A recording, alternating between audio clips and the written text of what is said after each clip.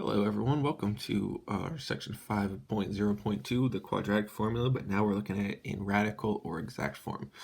So we all know our quadratic formula now. Don't make me sing it for you guys, I know. Oh, you want me to sing it for you? Okay. X is equal to negative b plus or minus the square root of b squared minus 4ac all over 2a. So remember, that's our quadratic formula. And again, remember, before we can do quadratic formula, it does have to be equal to 0. But sometimes an exact answer is necessary when solving a quadratic. That means you need an answer that is not rounded. In order to get an exact answer, we need to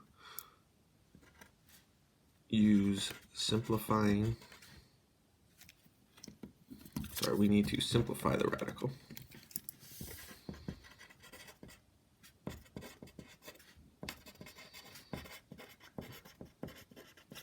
In the quadratic formula. Okay, so yes, last lesson when we had our radical, we just taped the radical in the calculator, got the decimal, and went from there. Now we're going to simplify that radical. So really, it's just same idea, just slightly different. So again, it still needs to be equal to 0. We still state our a, our b, and our c. So our a is 1, b is negative 8, c is 13. And so we end up with x equals 8 plus or minus the square root of negative 8 squared minus 4 times 1 times 13 all over 2 times 1. Again, I like to get this discriminant as a single number first. So negative 8 squared is 64. A negative times a positive is negative, so I'll be subtracting these numbers in the end. 4 times 1 is 4, and 4 times 13 is 26, 52. I subtract those two numbers, which is 12, and again, that's what's underneath my radical, square root of 12. Now, again, last lesson, we typed that in our calculator, got a decimal, and went from there. Now we're going to simplify the radical. That's the difference, simplify the radical. So now we're saying what perfect square divides evenly into 12, which would be 4. 4 times 3, so it'll be root 4 root 3, or 2 root 3 is our simplified answer.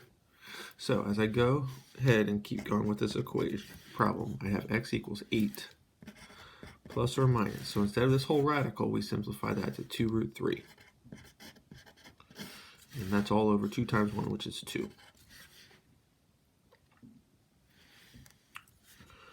The last thing we need to do is just simplify this now.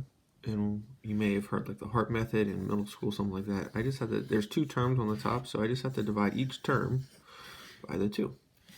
So 8 divided by 2 is 4, plus or minus, and then 2 divided by 2 is 1. So I end up with just 1 root 3. So my final answer is 4 plus or minus 1 root 3. Or you could just write root 3 as well. So go to example 2. Remember, we have to get it equal to 0 before we can state our a and our b or our c. So I'm going to subtract 1, which gives me 3x squared minus 6x minus 1 equals 0. So our a is 3, b is negative 6, c is negative 1. And when we go ahead and put this into the quadratic formula, x equals negative b, so it'll be negative 6 or positive 6 plus or minus the square root of negative 6 squared minus 4 times 3 times negative 1 all over 2 times 3.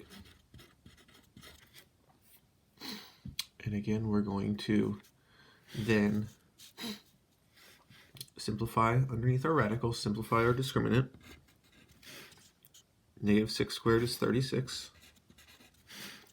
A negative times a positive is negative, times a negative would be positive, so here I'm adding. 4 times 3 is 12, times 1 is still 12. So I'd end up with 48, or the square root of 48. And so now I'm saying what perfect square divides evenly into 48? Well, that would be, again, you want your largest perfect square, so that'd be 16. 16 times 3 is 48. And when I simplify that radical, then I end up with 4 root 3.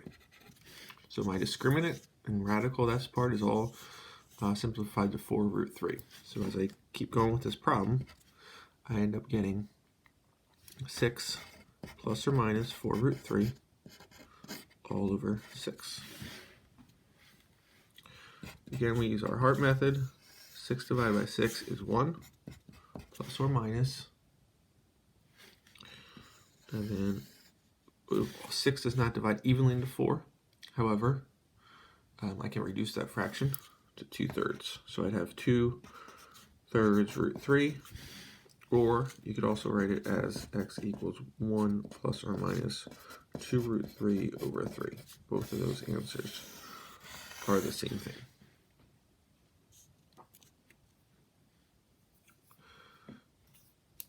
Alrighty, let's have you try a couple. Just do one more here. Why don't we try number 2? So this is equal to 0 already. But what do you notice? A is 3, B I don't have an x, so that means my B is 0. And then C is negative 15. So as I go to plug my information in, x equals negative b, so it'll be 0 plus or minus the square root of 0 squared minus 4 times 3 times negative 15 all over 2 times 3. So that gives me, again, I'm going to simplify my radical now. 0 squared is 0. Minus negative times a positive is negative times a negative is positive. And I would be doing 3 times 15 is 45. And 45 times 4 is 180. So I'd have 180 as my radical. And then I need to simplify the square root of 180. So I'm saying what perfect square divides into 180. So